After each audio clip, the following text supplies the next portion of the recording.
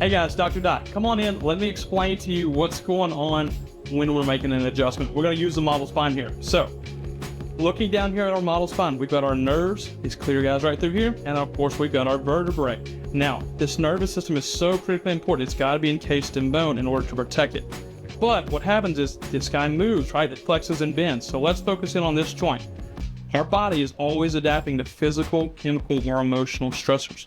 When that happens, sometimes we can get rotational malpositions that jam up on that nerve.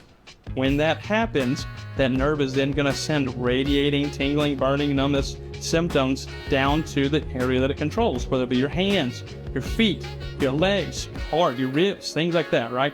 What we do as chiropractors is we come in here, we're going to check and make sure that none of these are out of position. If we find one that is, we're going to make an adjustment, opening up that nerve hole again so that that nerve can flow, sending all of its signals unimpinged. I hope that helps out. Of course, if you have any questions, just let us know.